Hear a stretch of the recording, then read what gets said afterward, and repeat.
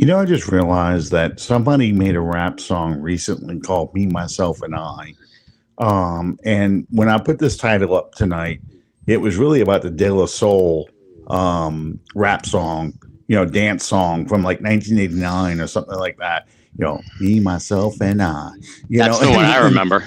yeah, and but when I looked it up, when I came up with the title, I wanted to make sure I had the right name, and I saw somebody. Yeah, that's it, Jerry. I saw somebody else, had done that song, and I was like, I didn't even know that. So, but yeah, it's that all people care about tonight or this past weekend is the three quarterbacks. So it's me, myself, and I. What's the difference among the three? And this Chargers game was interesting because we have heard in practice Spencer Rattler. Oh, welcome everybody to Under the Dome. I mean, I just jumped right into it, but I'm your host Allen Ulrich here with Bob Rose, and we were kind of doing a little pre-talk about the show and about the conversations that have been going on since Sunday afternoon. But we'd heard all training camp that Spencer Rattler was having the better camp, and that Spencer Rattler, they were ready to crown him the starter before they even took a snap. And as Chris Berman likes to say, and this is why you play the game. I don't want to say Rattler looked bad, but Rattler looked a lot like the Rattler we saw last year. He has got the Dak Prescott cologne problem. He puts it on when he doesn't want to score. I know I got a bunch of these insults in mind, and the play calling could have been better after that fumble or muff punt that they recovered. And I'm sorry, that was a safety.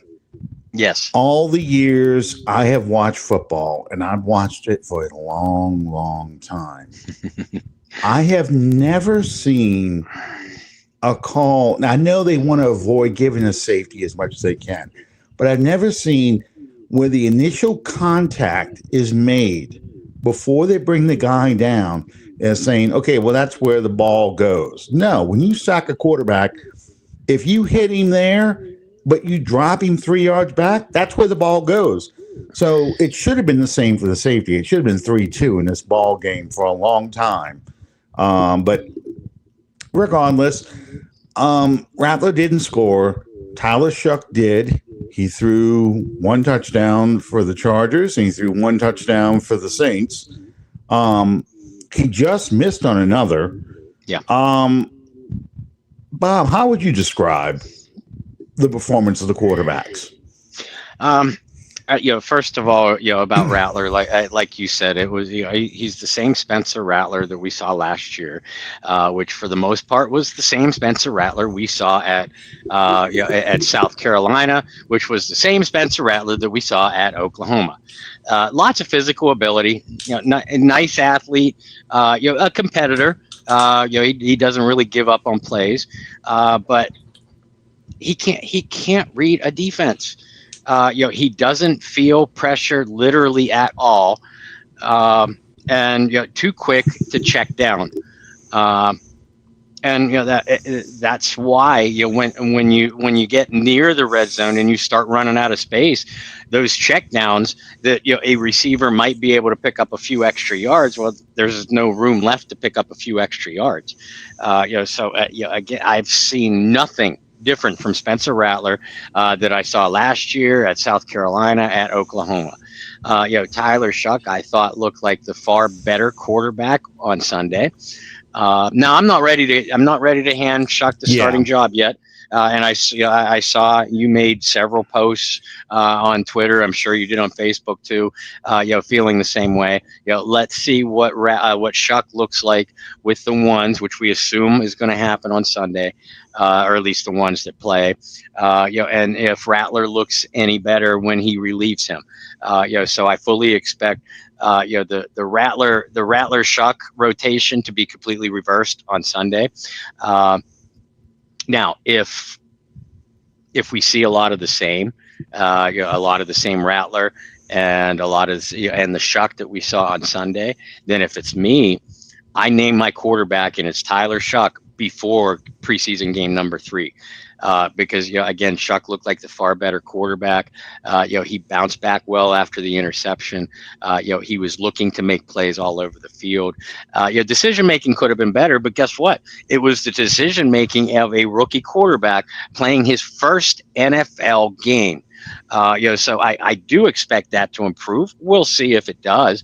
And I don't think there's any doubt that Tyler Shough has the better upside of any of the 3 quarterbacks. And I'll hand the baton over to you for Jake Haener, because all I'm going to say is poor Jake Haener just got his ass kicked. And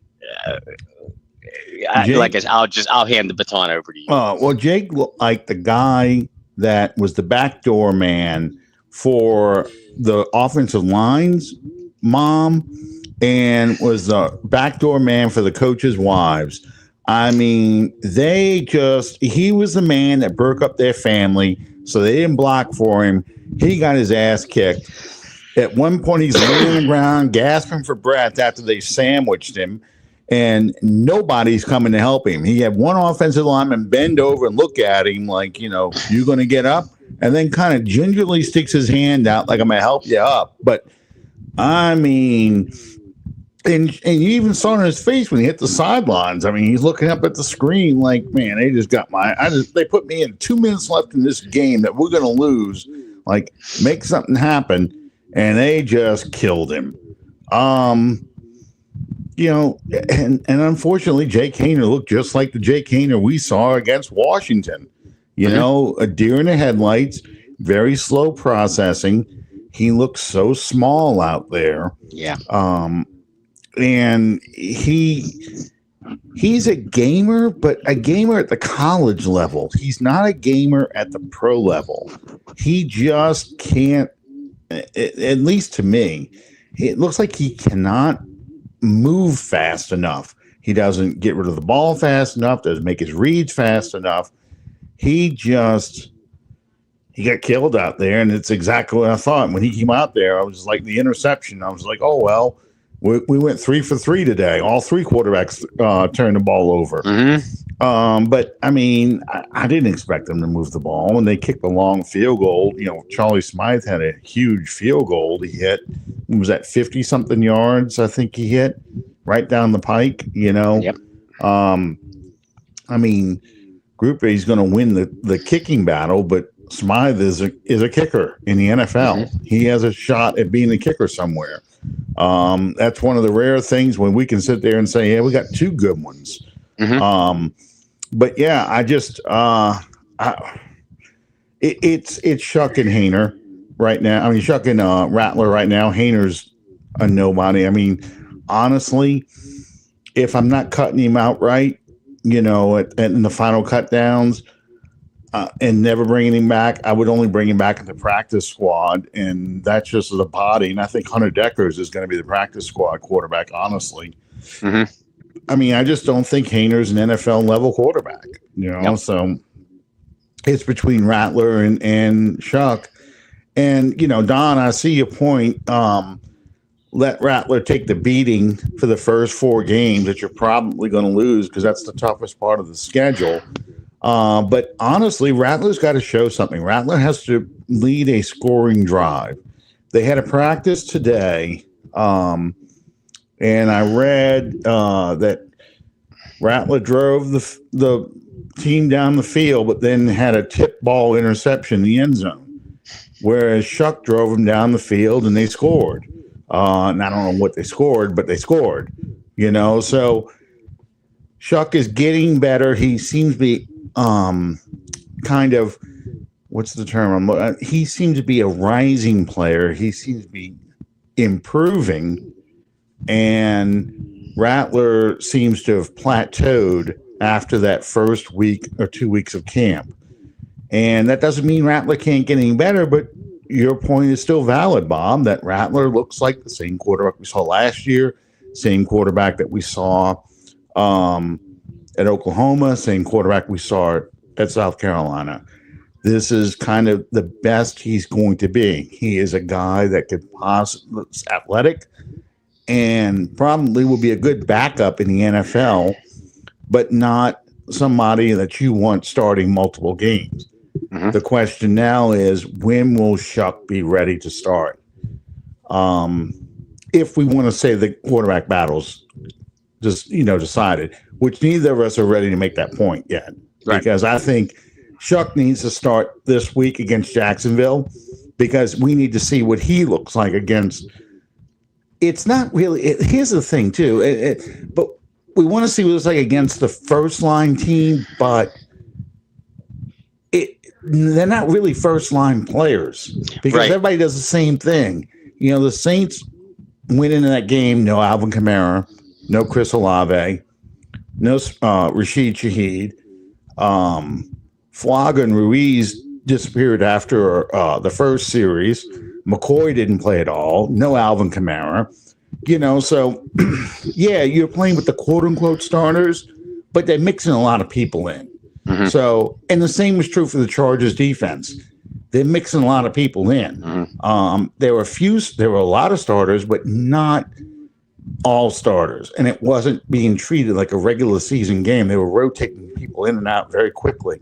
Yeah. So, but Shough needs to show that he can come in from the outset and not come in and do a 2-minute drill against a second and third team defense, And that's my point with him. I want to see if he improves or does he plateau. Don't know yet. That has to be factored in the equation. Yeah, no doubt, and I think that's why neither you or I are ready to to hand the starting job to Shough yet, because we want to see. I am not sure how many of these opening plays are scripted. By Kellen Moore, or for that matter, any of the offensive coordinators throughout the league. But whatever game plan that you have going into a preseason game, whatever scripted plays you have drawn up going into a preseason game, that's when you're going to get to see your opening quarterback. Because by the time the number 2 QB comes in, regardless of the players surrounding him on either side of the football, the scripted plays are done. The game plan is out. You're at that point adjusting to what the other team is doing, adjusting to your own personnel on the field. So like you said, that's why so often we do see, in a quarterback battle, we do see such a drastic difference between whoever starts the game and then whoever comes in second, and then obviously whoever comes in third that are playing against the future grocery baggers and drive-up tellers of the world. Yeah, because to be fair, Shough got to do the 2-minute drill with 2 minutes left. The play calling did change a little bit because it was a 2-minute drill. Whereas Rattler they were trying to establish the run pretty well. They were running Kendre Miller a lot. Mm-hmm. And, Kendre looked like Kendre Miller. You saw that flash of talent, and I'm glad he didn't show up hurt like a few other players did. Yeah. But, yeah, I mean, you saw a guy that looks like, okay, if he can stay healthy, this is somebody who can help this team. Mm-hmm. And I want to talk about this after the quarterback. I want to talk about the players that you liked and the players you did not like in the preseason game. But, when Shough came in, now you're playing with, Edwards-Helaire, who made a great pickup blitz block that gave the Saints their only touchdown, kept Shough from getting killed. Because did you notice that Harbaugh seemed to blitz a lot in that game? I did notice a lot of blitzes. So that's kind of got taken into consideration with Rattler. He saw a lot more blitzes than you would typically see in a preseason game. But one of my knocks against Rattler is he looks great until he starts getting hit or he starts feeling pressure. Then he sort of falls apart. And and I think he didn't fall apart, but I thought he missed a few throws that he could have made or threw too early because he was worried about pressure. Mm-hmm. And then on that sack fumble, he didn't feel the pressure coming at all. He didn't even audible, to identify where the blitz was coming from. He just kind of stood there and got hit and fumbled, So, I mean, that's, you want him to blitz a little bit because you want the quarterback to start talking out there. But, that's one of the things that I need to see out of Rattler where he needs to improve. But, I want to see if Shough can do this with the first team offense against Jacksonville. I want to see him drive the first team offense down the field, see if he can put points on the board. Because if you think about how Winston won the quote unquote quarterback battle against Taysom Hill, what did he do with the starters? He went down the field and scored 2 touchdowns. Mm-hmm. He looked like a veteran starter. That's a huge difference, That's a huge difference. What players kind of stood out to you as having good games against the Chargers? I mean, I'll tell you, most of mine are in fact, pretty much all of mine are on the defensive side. I thought the defense as a whole played pretty well up until a couple late breakdowns against the run in the fourth quarter. Mm-hmm. Christian Boyd, he had that should have been safety, but Boyd in general looked like the power player that he was, coming out of college. Isaiah Stallbird, man, in my article, in my post-game article, I called him a heat-seeking missile.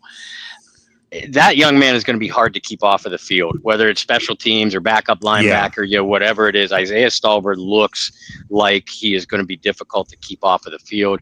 Jalen Ford, we weren't hearing very much about him in practice. I thought he had a nice pass breakup, but I thought in coverage, generally speaking, he moved around very well. He seemed to have a very good feel for coverage responsibilities. Fadil Diggs had a couple nice pressures, played well against the run, had some nice awareness, already surpassed one of the big negatives that we'll talk about in a minute.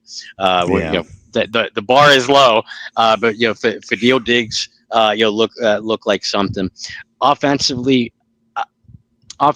the only you mentioned Kendre Miller, and I put Kendre Miller in that category, but we know what Kendre Miller can do. Mm-hmm. That's not our concern with Kendre Miller. Everybody's talking about how well Torricelli Simpkins played. I don't think he played that well. Now he came in. He was when Will Clapp got hurt, he came in. He was the guy that came in for him, and for 2 series, Simpkins. And especially with the fat ass revolving door beside of him, known as Cesar Ruiz, the two of them, I thought they were going to get Spencer Rattler killed because the majority of Harbaugh's blitzes, they were inside blitzes. Yes, they were blitzing that A gap like a lot. Yep, and Simpkins just wasn't picking that up, whether it was awareness or the lack of quick feet. Now, I'll give credit to Simpkins for this. He settled down. He is a power player, which is the type of player that I saw at South Carolina. He probably played the best of all the backup linemen, which was the majority of the linemen that played, because, like you said, McCoy didn't play. Penning left it, via injury, and Fuaga and Ruiz had short nights. So Simpkins was probably the best of the group that played at that position, be a tackle, guard, or center. But that's like saying, I'll eat this piece of rotten fruit because it looks slightly less rotten than the rest of the crap that's in the bowl. I'm not ready to get excited about Torricelli Simpkins yet, but if you're gonna give a little bit of an award to one of the offensive linemen, I suppose I'll give it to him. What about the receivers? Did anybody impress you in the receiving corps? No, absolutely not. The only one I would say showed me anything, and I can't think of his name right now, but whoever number 13 was, that wasn't Peebles Brown. That's I don't remember who that was, but he had some nice moves near the end of the game. He did. And I think the kicker too. I can't think. Not the kicker. The kick returner. I can't think of his name right now. Yeah, I mean, there were a couple, but just like with tight ends, my thought process was, okay, they got some tight ends that can play special teams, and that's great. Mm-hmm. But I'd like a tight end that can catch the football, get open and catch the football. Yeah, and that's the way I feel about all the. I know Mason Tipton made the nice deep ball play, and Tipton's been impressive, and hey, that's great. I want to see him do it during a game that counts. Tipton played better than any of the other receivers that played that day. But again, I refer back to exactly what I said about Torricelli Simpkins. Yeah, Velus Jones. Velus Jones has speed, which is nice. And if you're going to use him as another kick returner, I'm all for it. But like on the jet sweep that they use Velus with. The blocking wasn't there for him to get around the corner. Yeah. But it was there if he planted his foot and cut back. Velus Jones has never liked contact, going all the way back to Tennessee. And it's that precise play, that exact play that proves my point. Velus continued to take that play around the edge and couldn't get around the corner because the blocking wasn't there for him. You're not going to get anything out of Velus as an offensive contributor unless it's on broken plays. Broken plays in the NFL happen just a handful of times during the entire year. So just like with Simpkins, I'm not going to sit here and say I was really impressed by Velus Jones. No, he was just slightly better than a really bad performance by the rest of the group. Well, and that's the hard part about this whole receiving core is because once you take out Cooks, who was the only quote-unquote starter who played in the receiving group, because Olave didn't play, Shaheed didn't play, that 4 through 6 receiving group is just awful. And there's just really nothing there. I mean, you got a couple guys like a Kevin Austin Jr., Tipton, who can catch passes. But if Drew Brees was the quarterback, I would say there's no problem because he's going to throw to those guys maybe 12 times all year, and they're going to catch the passes he wants them to catch, but with a team like the Saints are right now, with a lot of question marks at quarterback, those guys aren't going to cut it because they need to be able to make plays to help their quarterback. In other words, you have to get separation. You have to be able to read what the quarterback wants to do and do comeback routes and that kind of stuff. And I just don't see that happening. Maybe Tipton can be something. I don't know, but I'm not putting my eggs in that basket. Right. I feel bad enough. We got to put all of our eggs in the running back basket because, Kendrick Miller is scary. He's a scary guy to count on because he has shown he is not dependable. And this is when we get to now the bad players. And how do we feel about Kool-Aid? Kool-Aid didn't play, and I think that's a good thing because that means he's having an outstanding camp, and we feel great about him. If a second-year guy is joining the Cam Jordans, DeMario Davis, those guys on deactive on game day, that means he's having a great camp, and there ain't nothing to worry about with him. We're going to keep him in bubble wrap until the season starts. And they're banking on Juwan Johnson. I know. The tight end is a huge problem too.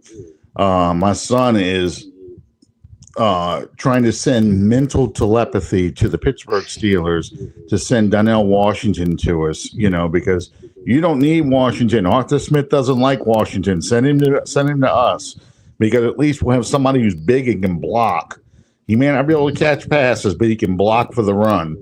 I mean, my opinion on the running backs is Cam Akers. No, Cam Akers is done. I saw no explosion. I saw nothing out of him. He struggled to run pass routes. He just looked like every bad running back we've ever had on the team with Sean Payton's years. I mean, that's what he reminded me of. You know, the most recent one that came to mind is David Johnson. But yeah, I mean, several other ones. Like there's a stream of them going back to really the mid 2000s. Really before that, Julius Jones and some of the other ones. Yeah, who was the guy we had that was a TD guy that the whole reason why Dennis Allen apologized to Arthur Smith just before Jamal. Smith got he looked just like him. I mean, the same kind of thing. And I'm tired of those backs. I'm tired of having these running backs that just don't do anything. Clyde Edwards-Helaire is probably going to win the third string back by default because he can pick up a blitz, but he's not going to break tackles. He's not going to be. He's not your inside the tackle runner. He's going to be a guy that if you get the ball to him, he'll take a swing pass and get you 4 yards.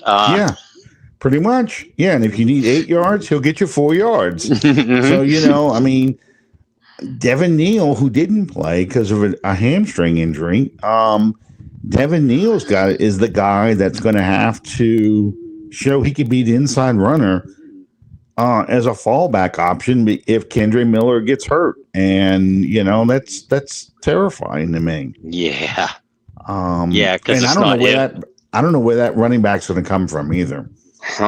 I mean, you understand the law. You understood the logic behind signing Cam Akers, but I completely agree with you.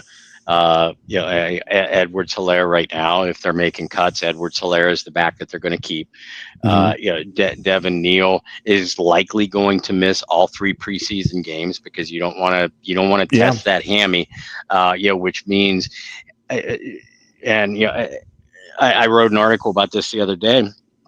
Basically, it's going to come down to Devin Neal's roster decision is going to be based off of what the coaches have seen in practice and his college tape.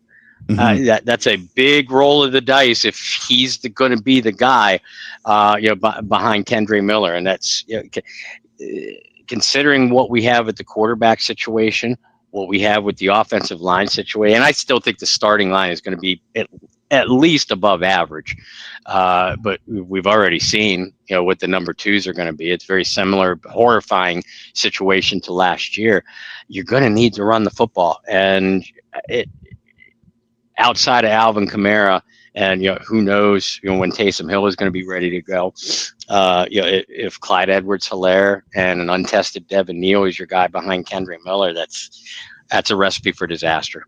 Yeah, I know, and with a rookie quarterback or even a second-year guy, you need somebody that he can run the ball.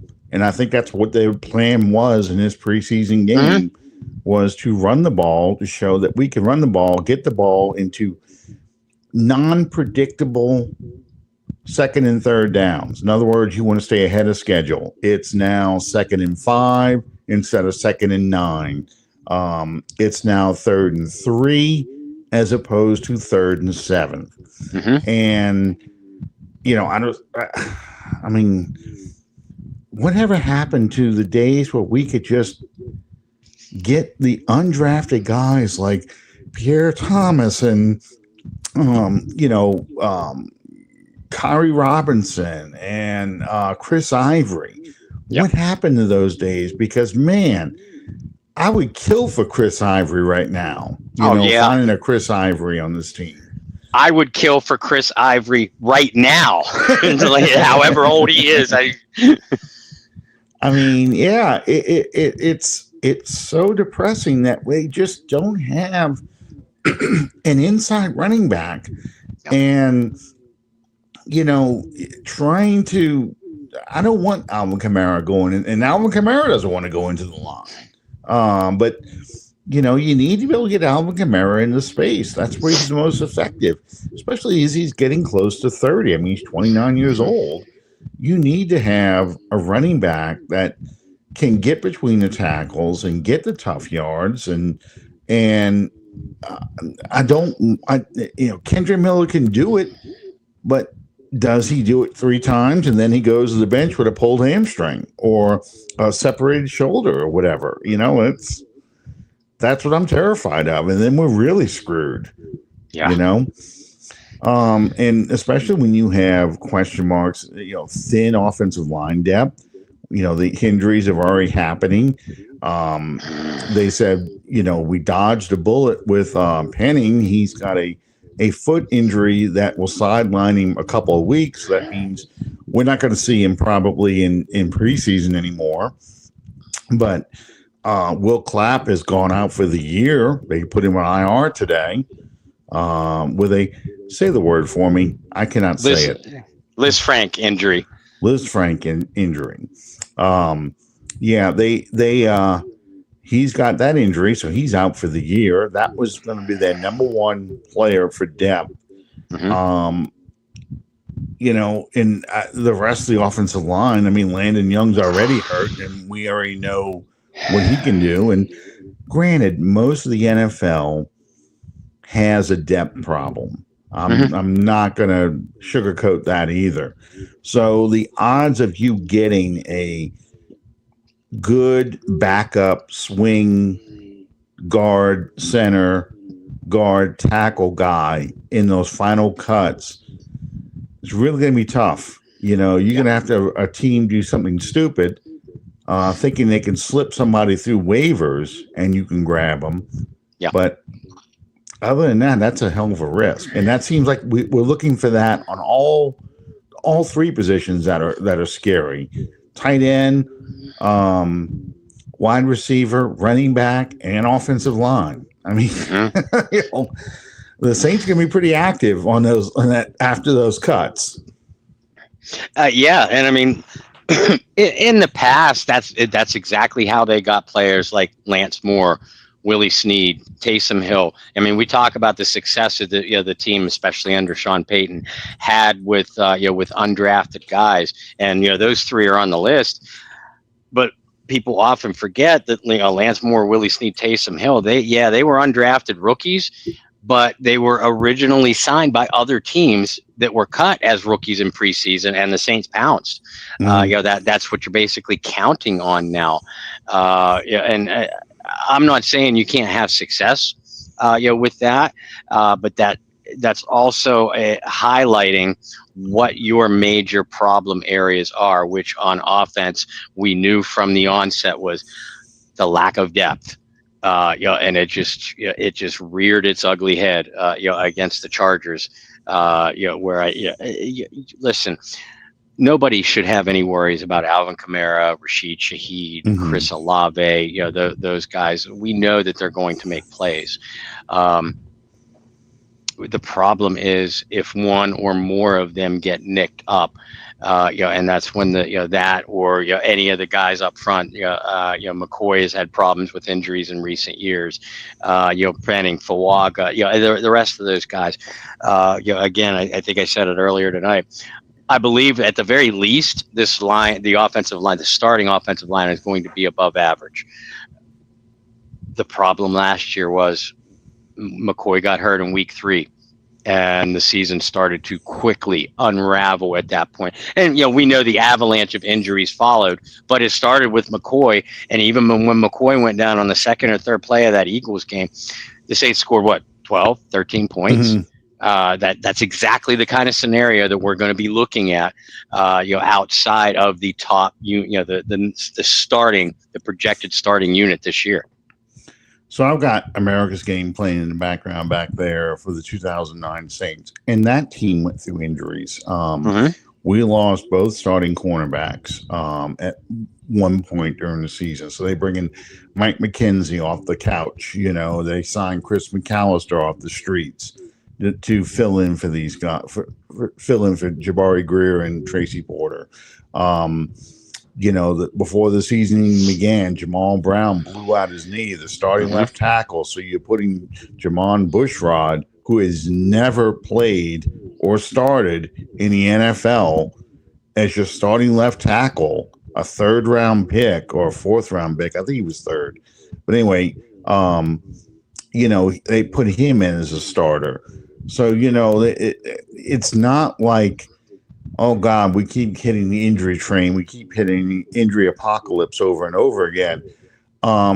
Teams that win have players who can step up, or the players they bring in to replace the injured ones, the team is good enough that they can overcome those injuries or hide those injuries until those players come back. Yep. This team isn't at that point. Now, I'm also well aware this team is not the 2009 Saints as far as experience and talent level. That team was ready to make a run. And that's why they made a run 2 of the 3 years that Greg Williams was there. 2010, the injury apocalypse happened in that team. It took out all the running backs, so you're pulling in Julius Jones, you're pulling in guys like that. But, and Jeremy Shockey was hurt off and on in 2009. But the problem this team has had is they haven't had enough draft picks, and the draft picks they've had have not been good players. So that brings us to Isaiah Foskey. That guy's bad. Yep. I'm sorry. There's no hope for this guy. I don't want to say he doesn't give a shit, but man, if you sure as hell don't like a guy that's fighting for a job out there, you look like you're the guy that did great in college and thought it was just easy from this point on.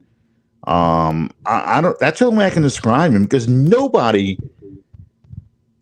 can look this bad, like an undrafted free agent, and you're a 2nd-round pick from Notre Dame, who was their all-time sack leader. You had back-to-back years of 11 sacks. You were a monster for Notre Dame. You were a terror. People had to know where you were every week that they played you in college. And it's not like you beat up directional school of the typing class colleges. You beat up FSU, USC. You're beating up quality teams. Notre Dame doesn't play a bunch of bullshit teams. They're not playing the Mercers or the I'm trying to think of the Florida Tech State A&M. You're not playing a team that you're at the talent level between you and the team that you're playing is a chasm. You're not doing that. You are playing legitimate teams that, if they're not in the college playoff system, they're teams that are going to be at least ranked in the top 10, top 20. That's the kind of teams that you're playing. So to get 11 sacks and back-to-back years playing quality teams, you have ability. It's just you don't want to show it. I don't know why. I have no idea why. And I hate even spending this much time talking about Isaiah Foskey because of what we have seen, what we haven't seen. But I mean, he can't play the run. He gets pushed off of the line, point of attack by a stiff breeze. It's very clear that he's completely clueless. On every single play. He gets his pass rush gets stymied, stonewalled by a patty cake block. He has no counter move. Which would be fine, I guess, if you had an initial move, but he doesn't have any initial move. He doesn't even play the run well. He doesn't tackle. He hits people and they bounce off of him. It's like he wants to throw that shoulder to knock somebody down and not wrap up, which I can hear the coaches in my ear right now. I mean, I can just hear them screaming, wrap up, drive through, finish. And he doesn't do any of that. And he doesn't look concerned about it. No. Anna, tell us how you really feel. But yeah, I mean, he's a frustrating player. And, when we were talking about the linebackers earlier, I'm honestly thinking, because Chase Young didn't play. Carl Granderson didn't play either. But the linebackers that were out there, they sure as hell showed me something. I mean, my boy from Oklahoma, he played well. He started out there, and he was involved in every tackle he could. I honestly can't see how you keep this guy off the field. No. Stutzman is just a stud. But I'm going through the list of linebackers, and my son said it too. He's like, I don't think Nephi Sewell's going to make this team because they're going to run out of name. There's going to be 6 linebackers, maybe 7, but probably 6. They're mostly inside guys. I just don't see where this guy can fit in. And the fact that the 7th round, almost Mr. Irrelevant, looks more like a pass rusher than your 2nd round pick from 2 years ago. Yes. It's just that whole draft class looks like, I don't know, like they started drinking after they got Brian Brzee and just started picking guys, like, who the hell is he? I don't know. Call him out, or the call in was like, whatever you do, don't pick Isaiah Foskey. Oh, Isaiah Foskey. I heard Isaiah Foskey. Yeah, the pick's Isaiah Foskey. You asshole! You shouldn't have said that.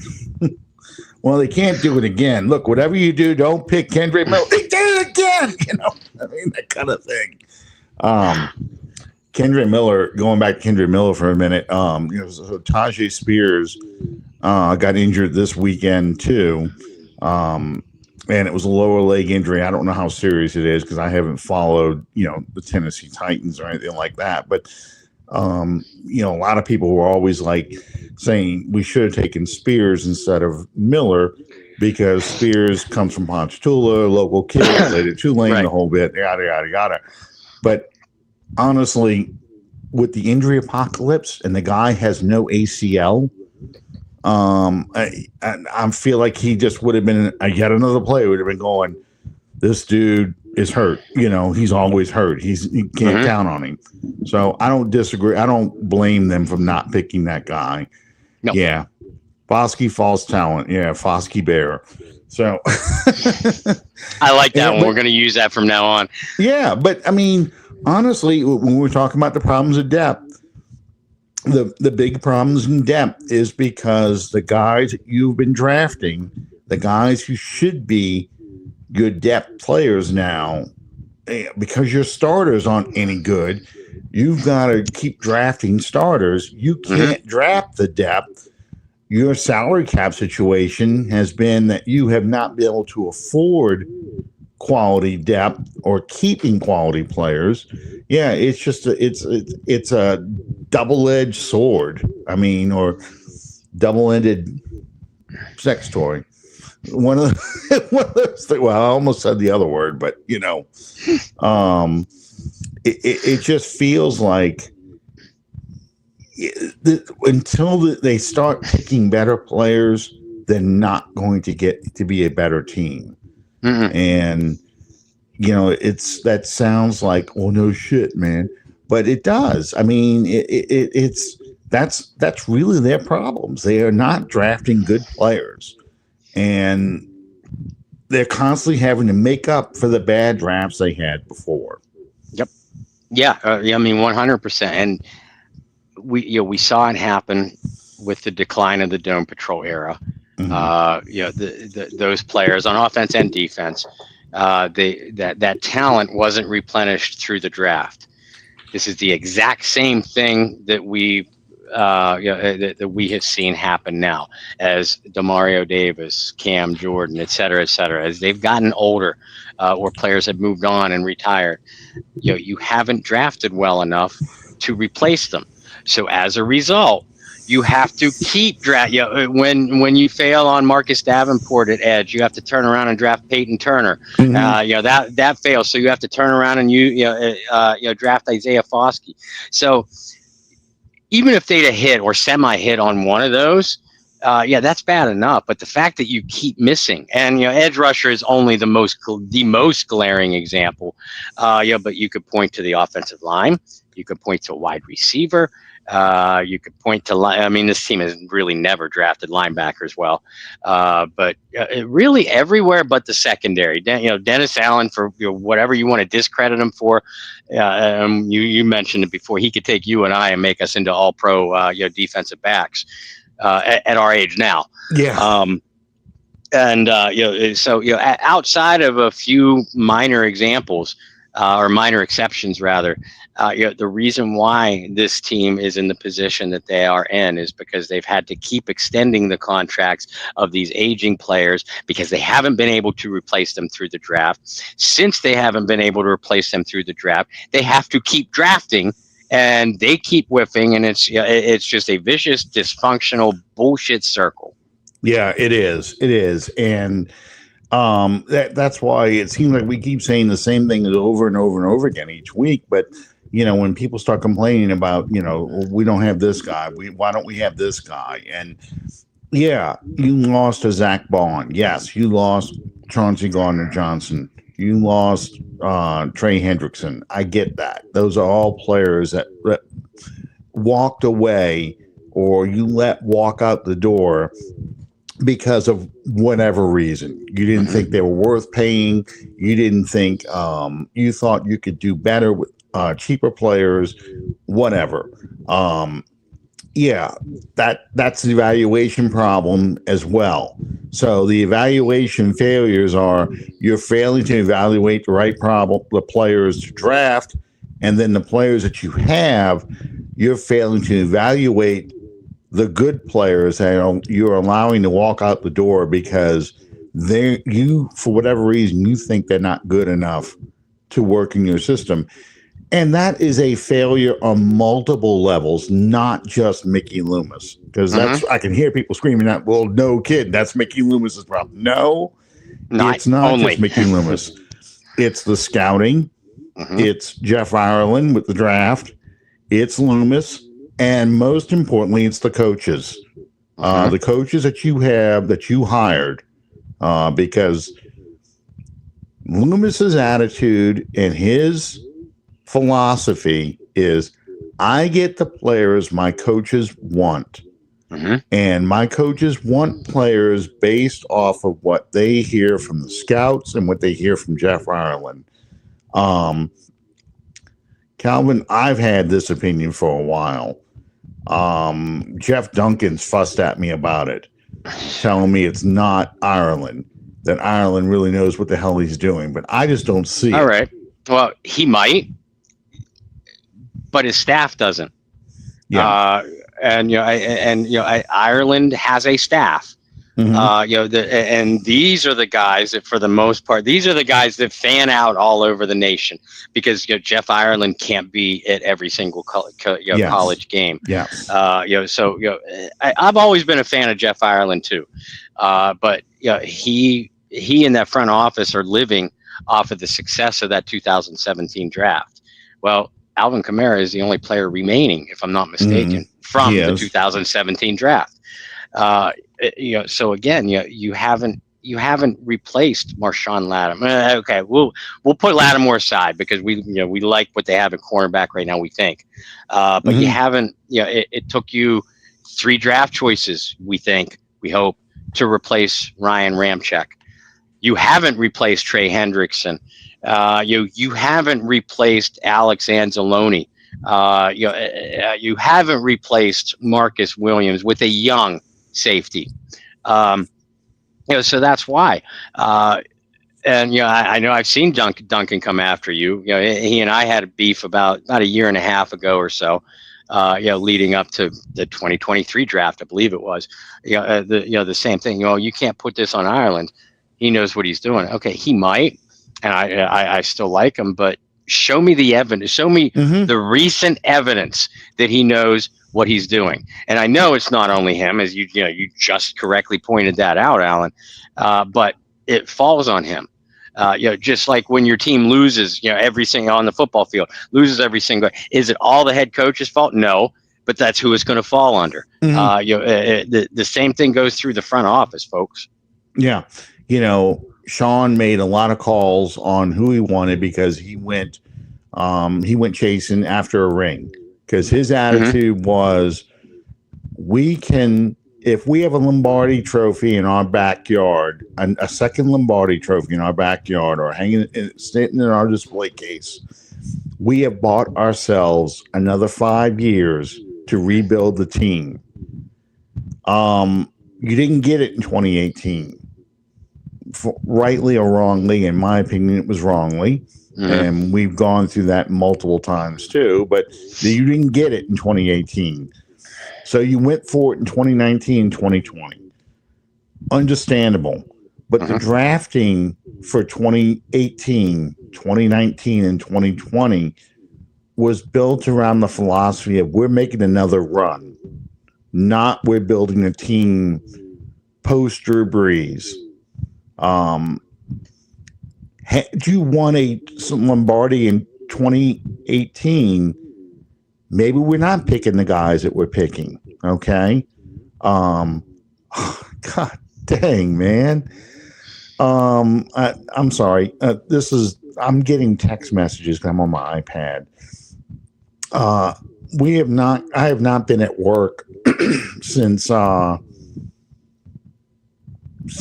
Wednesday. So it'll be a week now. Because the office has,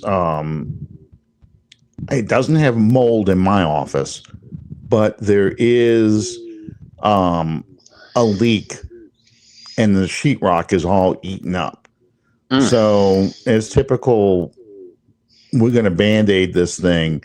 They're breaking up on and cutting out the sheetrock that's bad and going to lay new sheetrock. Well, this is taking a lot longer than they thought. So I won't be at work again tomorrow. Man, this is killing me because it's a long day to work from home. It really is. It sounds great, but it's not.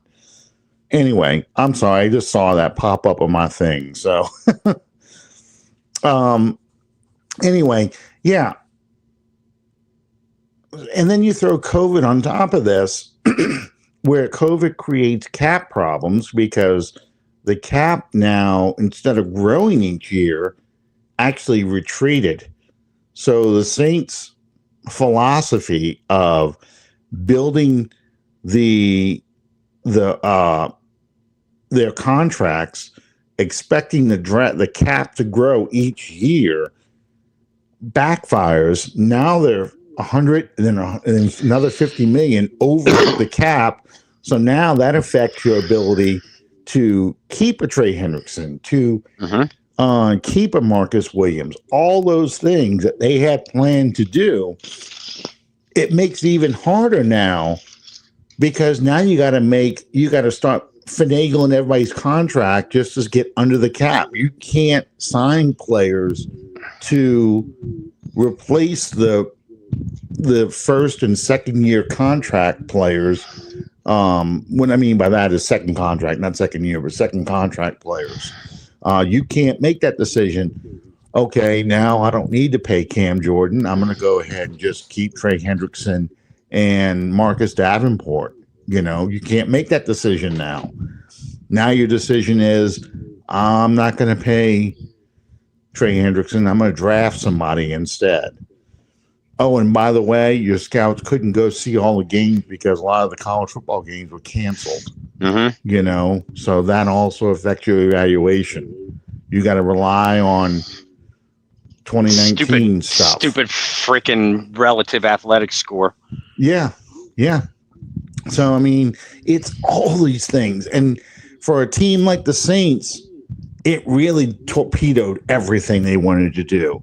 You know, better teams like Green Bay and stuff like that have figured out different ways around it, but we didn't. And that's kind of showing up what you're seeing now in preseason. You know, here we are 5 years later, and those decisions are haunting us. And hiring Dennis Allen, that was a mistake. Clearly a mistake. Yeah, I know. I'm the same way, Calvin. I'm tired of hearing it too. And I felt like this was the first year we weren't hearing about relative athletic score, RAS. In fact, that's what made me kind of happy about this draft class. Yeah. Because it seemed like they went after football players for a change. Danny Stutzman was a football player. I have no idea what his RAS score is, but he's clearly a football player. Tyler Shough, I don't know if he has a RAS score. He seems athletic. He can run, he can move, but he just looks like a football player out there. You know, they're back to drafting football players, and I think that's because Kellen Moore is making these calls, and he's like, "Yeah, I like RAS, but that's not the be all and end all for my decision making." I like RAS is great, but I'd rather draft a guy to my football team that plays football plays football well. Call me crazy, call me old school. Wait till I yell at you to get off of my lawn, but I want a football player on my team that can play football. You know, Jimmy Gumbo, unfortunately, it's not going to end. Ever. Because as I expected, I think a lot of the Rattler fans were Shedeur fans. And they're latching on the Rattler because they really hate the Shough pick. They really, really do. I had to tell somebody today, you know, they're like, we could have got Shough in the 5th round. No, you could have got Shedeur in the 5th round. You weren't getting Shough in the 5th round. Nope. Too many teams liked him. And I shared a clip from Louis Riddick, who a lot of people want to be the Saints' new GM. They want him to replace Mickey Loomis. Riddick is like all about Tyler Shough. He loves him some Tyler Shough. Now, he doesn't think he's the best quarterback in the draft class, but he thinks he's right up there. You know, he would have taken him at 40 without any hesitation. But Dan Patrick, who was interviewing him, says, you know, they were talking about the Steelers, and the Steelers, they were only talking about the 1st round, but the Steelers taking a pass rusher instead of taking a quarterback in the 1st round. And to me, the Steelers and the Browns are the two teams everybody should be looking at, not the Giants, not the Titans, not the Saints when it goes to Shedeur. And we talked all about that back in May. But, you know, the fans want to have convenient amnesia when it comes to that. And, you know, those are the teams that said, I like this quarterback more than Shedeur Sanders. Now, we just sat here for the past 15, 20 minutes going through all the mistakes the personnel has made in the past. Did they make a mistake not taking Shedeur? Maybe. Don't know. But there's no do-overs. At no point is Jeff Ireland, I keep wanting to call him Henson Moore. It's not Henson Moore. But Kellen Moore and Mickey Loomis going to go out there and go, like in The Hangover, guys, we effed up. We should have taken Shedeur. You guys are right. We are wrong. That ain't happening. You know, it to me, I don't care anymore. That's like me still carrying on about, we should have taken Kellen Winslow instead of Russell friggin' Erksleben in 1979. Right. Kellen Winslow's retired. Erksleben's in jail. You know, Nolan's dead. I mean, you know, I can't go back in time and fix 1979. So you can't go back in time to April and May, the first weekend of May, and fix the NFL draft the way you want. Nope. And the bottom line is the New Orleans Saints were far from the only team that was interested in Tyler Shough. And the New Orleans Saints were far from the only team that had no interest, very little interest in Shedeur Sanders. That's the bottom line. Yeah, both of those things are the bottom line. Tyler Shough is the quarterback Kellen Moore wanted, and Shedeur Sanders was not wanted by 32 NFL teams. Whether that's the right decision or the wrong decision, we won't know that for a couple of years. So, you want to be draft experts, could speculate all you want. They should have had Shedeur Sanders. Yeah, I mean, could have, would have, should. Maybe they regret that. Maybe they don't. But let's not pretend the New Orleans Saints were the only factors here. That's why I don't even entertain the conversation. I completely ignore it. Well, I mean, you could just go through every quarterback that's ever been drafted just in the past. Let's go back to Peyton Manning and Ryan Leaf. There was an actual debate that Ryan Leaf was the better quarterback than Peyton Manning way back when. People don't want to remember that. But there were people who believed that Ryan Leaf actually was going to be the better quarterback of the two. What happened? Obviously, Peyton Manning in the NFL Hall of Fame. Ryan Leaf is considered the greatest bust arguably in the past 30 years. Jamarcus Russell probably right there with him. But as far as a debate over which one's the better one, we won't even know after the first year, because you know what happened when you had Drew Bledsoe and Rick Meyer? Rick Meyer outperformed Drew Bledsoe his rookie year. Didn't Meyer win Rookie of the Year? I don't think he won Rookie of the Year, but he was considered the better quarterback of the two. And then teams started to watch the film and realized he doesn't like to throw to his left. So you know what we should do? We should start charging to his right to make him throw to his left. And Randy Mueller, who's with the Saints front office now and was the GM for Seattle, or not GM, he was part of the GM team, I think, in Seattle, was able to parlay Rick Meyer to the Chicago Bears for a first-round pick. And it's one of my favorite stories when he came to the Saints about this. They said, you didn't really get the Chicago Bears to give you a first-round pick for Rick Meyer, did you? And he smiled and he says, man, you need to go to church or something after that. That's thievery. You stole it. You stole those picks. Jamarcus Russell. Well, and Alan, I know you remember this. In 1989, Jimmy Johnson used the first overall pick on Troy Aikman. Then he turned around. Like Jimmy Johnson wasn't getting criticized for literally everything that he was doing, but then he turned around and used the first round choice in the supplemental draft on Steve Walsh, his quarterback at Miami. And I think it was after 2 years, where he ended up trading Walsh away. And it was the following year. It was the following year. He traded in 1990. So he drafted him in 89. Okay, so it was only 1 year. I thought it was two, but not only the Dallas media and fans, but throughout the entire NFL, they were crucifying Jimmy Johnson. You traded away the wrong quarterback. Troy Aikman is garbage. Steve Walsh is the guy that you can win with. Well, you won with him in Miami. He was your quarterback in Miami, right? Steve Walsh bounced around the league. A couple teams, New Orleans Saints involved. Foolishly would give up a couple more. Walsh was traded a few more times, and Aikman, as we know, is in the Hall of Fame. So, hindsight, of course, is going to be 2020, especially at the quarterback position. But I'm not going to entertain the should have taken Shedeur over Shough right now debates right now. I'm just completely ignoring it. Well, to me, you can't. You also can't look at preseason. Carolina's got a terrible defense.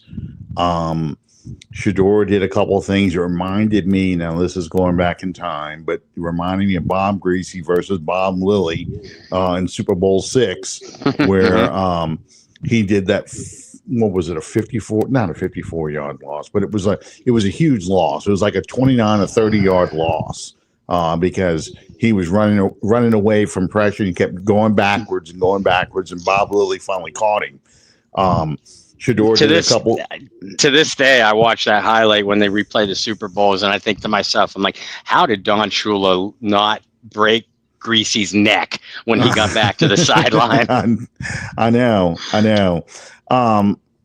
So yeah, I mean, there's a lot of football to play. There's a lot left to be seen. Let's let these two guys develop and see what happens from there. I mean, you cannot draw these conclusions based off of just what you've seen in one preseason game, one half of one preseason game. But people are going to do it, because they want to. There's a lot of people who would rather be right than see the Saints succeed because they want to be right about this. Yep. And it's unfortunate, but that's the nature of social media today. I'm curious to see what kind of things do you want to see before I let you go. What kind of things do you want to see this Sunday against Jacksonville? I mean, speaking of Shedeur and everything, we've got Travis Hunter coming in this weekend. And I tell you what, that guy looks impressive. He does. I would not be surprised if he wins offensive or defensive rookie of the year. I don't know if he's going to play how much offense he's going to play, but I would not be surprised he's one of the top rookies this year. No, I wouldn't either. And from the time that the Jaguars made the pick, me, and Brendan on our Bayou Blitz draftathon, we wondered out loud.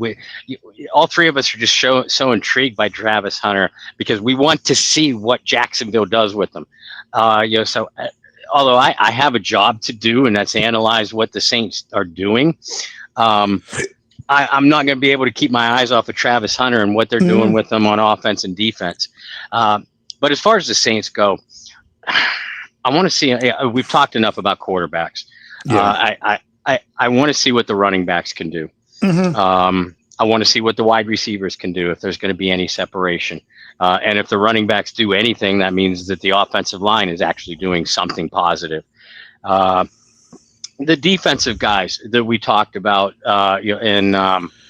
as far as being impressive, Stallbird, Jalen Ford, Danny Stutzman, the secondary, who I thought as a unit played really well. Are they going to be? These are all young guys. Christian Boyd up front. These are all young guys. So are they going to be able to to show that kind of success again? If so, then you might, a lot of the roster decisions turn out to be pretty easy on the defensive side. So I am going to be watching on that side. And then, like we said, offensively, running backs, wide receivers, offensive line, the problem areas. Are they going to be small?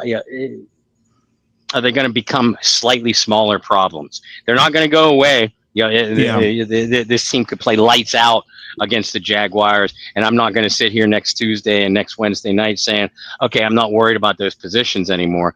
I just would love to come out of Sunday's game slightly less worried. And going back to quarterbacks again, and this is just typical Cleveland Browns. If Cleveland would have just taken Travis Hunter at the number 2 pick, they could have had Travis Hunter and then Shedeur Sanders both on their team. And you're taking arguably the two best players from Colorado, and you could have built your offense and defense to an extent, but around those two guys. They didn't do it. They traded back. Jacksonville has him. Is this the last stand for Trevor Lawrence? I mean, this is his third coach. If I'm doing my math right, this is his third head coach. Yeah, I think it is.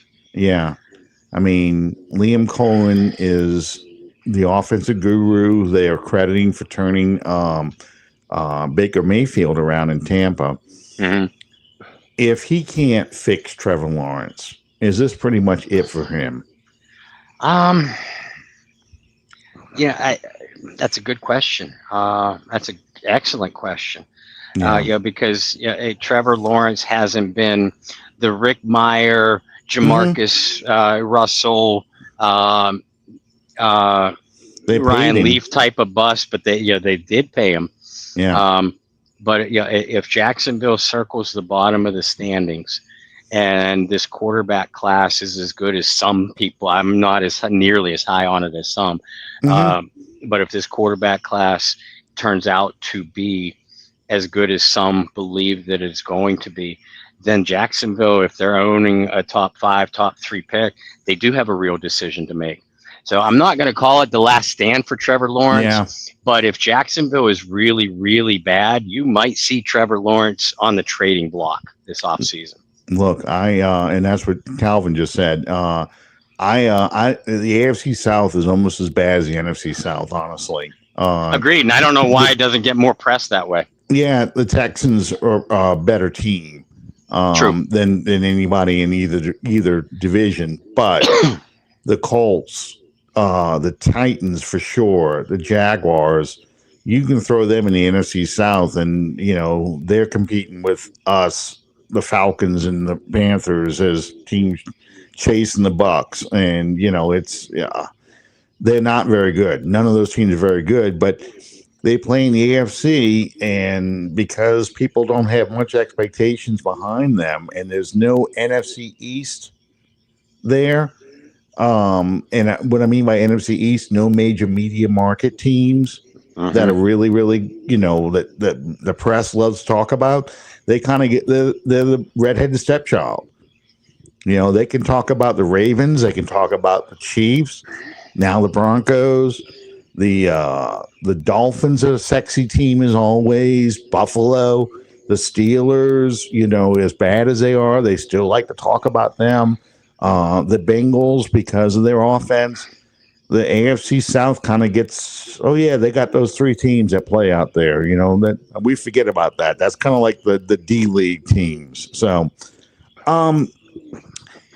real quick, Hemisphere asked just a quick question. Are there any receivers out there the Saints could be looking to bring in? I mean, we had that list, and we talked about the kid from Ross from the Chiefs, who's only caught 6 passes in his NFL career in 2 years. But I mean, is there anybody out there still that's not like 10 years older than God, like Amari Cooper? I mean, I'm going to ignore the Amari Cooper thing because he played for Kellen Moore, and if there was any interest in Amari Cooper, he would be in a Saints uniform already. I like Tyler Boyd. I've talked about Tyler Boyd since the beginning of free agency. Everybody else likes Gabe Davis. They had a visit with Gabe Davis. Here's my point about these two, and Amari Cooper too. There's a reason why these guys remain unsigned. Again, it's not just the New Orleans Saints. It's 31 other teams. Receiver, I think what's going to end up happening is the Saints will bring in guys that other teams cut after the final cuts, and hell, maybe you get lucky and strike gold and get yourself another Lance Moore or even another Willie Snead. I would love that at this point. Willie Snead would be great. I think that's the more likely scenario at receiver. Offensive line is the position that I think that they are going to try to bring in a Cody Whitehair or some of the other names out there, a guy that started hopefully with some successful starts. At wide receiver, I believe that they think, and they're right, I believe that they think that their talent, they have some talent, a lot of talent there with Shaheed and Olave and even Brandon Cooks. So I would be a little bit surprised, knock on wood, barring an injury to one of those 3 guys. I don't think they bring in a Gabe Davis or Amari Cooper or even a Tyler Boyd. I think they bring in younger guys, maybe at teams with deep wide receiver depth charts. A guy that maybe another team is trying to, he's not better than our top 3 or 4 guys. We're going to try to sneak him back in on the practice squad. And at that point, the Saints swoop in and grab him. I think that's what happens at that position. I mean, there's a kid for the Lions that the Saints were really high on in the draft, and the Lions traded up and got him. I've been reading stuff now. The Saints have been after Keenan Allen all off season, and he ended up signing with the Chargers. The Saints quarterback problems, or the quarterback question marks, not really problems, or question marks, is kind of discouraging a lot of veterans from coming here because they're thinking, who's going to throw me this ball? You know, am I just going to be a guy that's going to have trouble even getting balls thrown to me? Is it going to be worth me even coming over here? I could go somewhere else that's better. Yeah, because those veteran guys at this point, at this stage especially, they're signing for 1-year deals where they could put up some stats and maybe put themselves in a position for a bigger deal. But if you have an unsettled quarterback position, then it's going to be hard to put up that stat line. So, you know, to your point. Yeah. So, you know, now you're looking at a guy, that kid from Kansas City, who's got size to him, has only 6 catches. Well, that's going to be the kind of guy that you're going to bring in because, that's a guy that is looking for just an opportunity. No one's going to bring him in. No one's going to sign him. He's got size. You know, he's 6'4", whatever. He's just looking for an opportunity, and unfortunately, that's what you're going to find probably after the cuts. Do y'all have a Bayou Blitz tomorrow night? I haven't heard from Brendan, so I'm going to say yes. Usually I would hear from him by Tuesday. If we're going to move to another night. For those of you who watch and follow both shows, last week's postponement was my fault. But as far as I know, we're going Wednesday night, and there's just so much to talk about. In recapping the Chargers game and previewing the Jaguars game, that we don't plan on having a guest because, as you all know, I don't like to overshadow a guest with what's going on currently. So it's just going to be Brendan and I talking, unless you feel like jumping on too, Alan. I can try. I'm not sure if I'm gonna be able to though. I got a couple of things going on Wednesday night, but I'm not working. I mean, I'm working from home, so that means I'll probably be home. I'll let you know. Okay. Hemisphere's question, and this is the last thing of the night. Out of Cook, Shaheed, and Olave, who's a true number one? I don't think they have a true number one, honestly, of those 3. No, but I think your starters, when they just go with 2 wide receivers, they're your starters. It's going to be spread out. Yeah, and Olave is probably again, if all 3 stay healthy, Olave is going to be the guy to get the lion's share of your targets. Shaheed, I can't wait to see what Kellen Moore does with Rashid Shaheed in this offense. Yeah, I think Rashid could have a big year. Maybe not in the volume of touches, but what he does with those touches. I think if anyone is going to have a big year this year, I think it's Rashid Shaheed.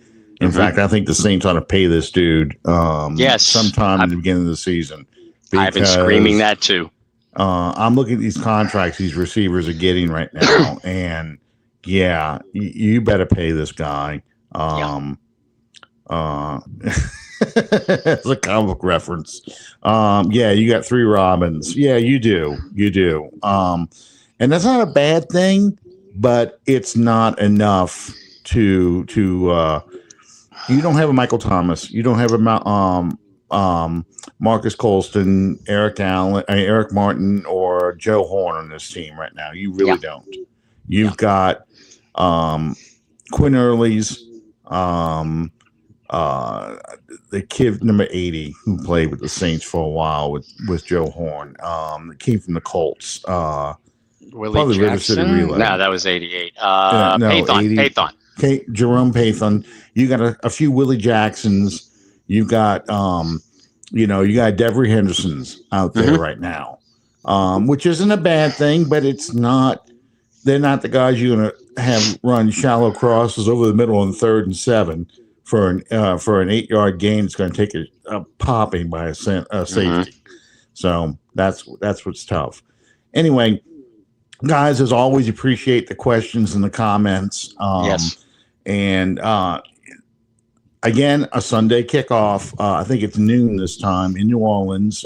First one in the Dome for this weekend, and then the following week I think is a Sunday noon kickoff too for the Broncos preseason game. So they'll announce who the starting quarterback is going to be. Rattler started today in practice, but I don't think that was a scrimmage. So we'll see what happens. I mean, he's got to get Rattler ready too. So that's why Rattler's been seeing a lot of starts. Anyway, thank you guys, and we'll see you next time on Under the Dome. Good night, everybody. Good night, all. Get my finger out of the way. There we go.